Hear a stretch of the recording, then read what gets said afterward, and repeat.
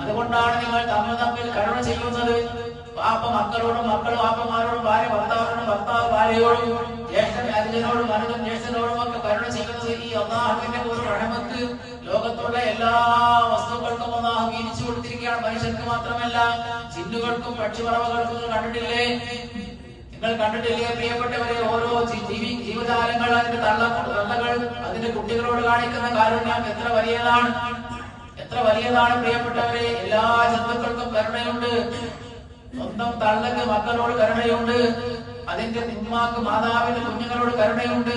അത് എല്ലാ വസ്തുക്കളിലും ഉണ്ട്. മനുഷ്യരിൽ മാത്രമല്ല, എന്തെല്ലാം ജീവജാലങ്ങളുണ്ടോ ഈ ജീവജാലങ്ങൾക്കെല്ലാം ഈ കരുണ കിട്ടാൻ കാരണം എന്താ? അല്ലാഹു തആല അവന്റെ റഹ്മത്തിന്റെ കൂട്ടത്തിൽ നിന്ന് 99 റഹ്മത്തും അല്ലാഹു അവിടെ ശേഖരിച്ചു വെച്ച് ഒരൊറ്റ റഹ്മത്ത് മാത്രമാണ് അല്ലാഹു ഭൂമിയിലേക്ക് ഇറക്കിയിട്ടുള്ളത്.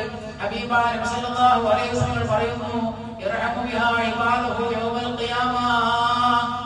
ബാക്കി 99 റഹ്മത്തുകൾ അല്ലാഹു അവിടെ എടുത്തു വെച്ചത് എന്തിനാണ്? നാളെ ഖിയാമത്ത് നാളിൽ അല്ലാഹു അവന്റെ അടിയാറുകൾക്ക് കരുണ ചെയ്തു കൊടുക്കാൻ വേണ്ടി, അവരെ ദോഷം പുറത്ത് അവർ നരകത്തിൽ കരകയറ്റാൻ വേണ്ടി. 99 റഹ്മത്തും അല്ലാഹു അവിടെ എടുത്തു വെച്ചിരിക്കുകയാണ്. ഏതെങ്കിലും ഒരു പാതിരാ സമയത്ത് നാം കൈ ഉയർത്തി അല്ലാഹുവിനോട്, പഠിച്ചവനെ, ഞാൻ ഒരുപാട് കുറ്റങ്ങൾ ചെയ്തവനാണ്, നീ ഒന്ന് പുറത്തു തരണം അല്ലാഹ് എന്ന് നാം പറഞ്ഞു പോയാൽ അല്ലാഹു സുബ്ഹാനഹു വ തആല ആ കുറ്റങ്ങളൊക്കെ പുറത്തു തരാൻ നമ്മൾ തയ്യാറാണ്. പ്രിയപ്പെട്ടവരെ, നാം പറയാൻ തയ്യാറാവണം. എത്ര വലിയ കുറ്റം ചെയ്തവനാണെങ്കിലും ആ കുറ്റങ്ങളൊക്കെ അല്ലാഹു തആല നമുക്ക് പുറത്തു തരാമെന്ന് പറഞ്ഞിട്ടുണ്ട്. ഖുൽ യാ ഇബാദിയല്ലദീന അസ്റഫു അലാ അൻഫുസിഹിം ലാ തഖ്നതു മിർ റഹ്മത്തില്ലാഹ്. ഓ എന്റെ അടിയാറുകളെ, ദോഷം ചെയ്ത് അമിതമായി ദോഷം ചെയ്ത, ശരീരങ്ങളുടെ അങ്ങേയറ്റം അക്രമം ചെയ്ത, അമിതമായി ദോഷം ചെയ്ത എന്റെ അടിയാറുകളെ എന്നാണ് പിന്നെയും അല്ലാഹു വിളിക്കുന്നത്. നമ്മൾ നമ്മുടെ മക്കളെ കുറ്റം ചെയ്താൽ നമ്മൾ നമ്മുടെ മക്കളെ മോനെ എന്ന് വിളിക്കാറില്ല, മോളെ എന്ന് വിളിക്കാറില്ല, അവിടെ കുറ്റം കെട്ടവനെ എന്നാ വിളിക്കുക. നേരെ പോയിട്ട് ഭാര്യയോട് പറയും, എന്റെ മകൻ ചെയ്തിട്ടുണ്ട്, എന്റെ മകനാണ്.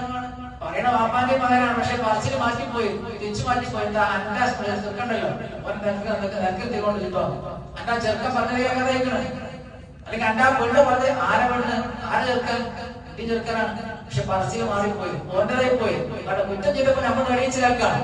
അള്ളാഹു അങ്ങനെയല്ല.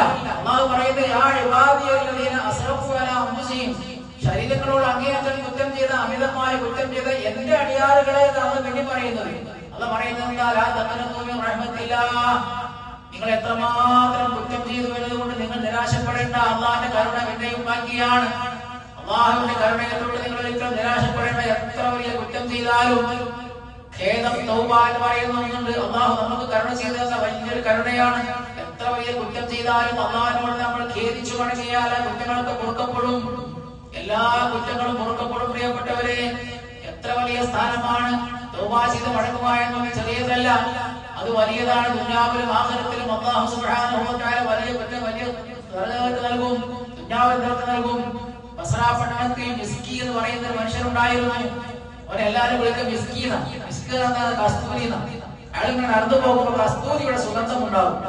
അതുകൊണ്ട് എല്ലാവരും അദ്ദേഹത്തെ മിസ്കി മിസ്കി എന്നാ വിളിക്കാം. അദ്ദേഹത്തോട് ചോദിച്ചു, എന്താ കാരണം?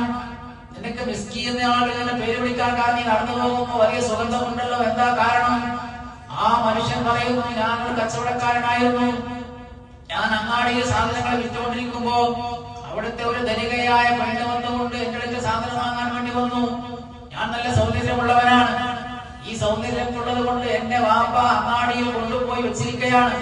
കാരണം ഇവന്റെ അടുത്ത സൗന്ദര്യം, ഇവൻ വലിയ സൗന്ദര്യവാനാകുമ്പോ, സുന്ദരനാകുമ്പോ ആൾക്കാരൊക്കെ വന്ന് വേഗം സാധനങ്ങൾ വാങ്ങിക്കൊണ്ടു പോകും. ഇവരെ കണ്ടാൽ തന്നെ ആൾക്കാർ പൈസ കൊടുക്കും.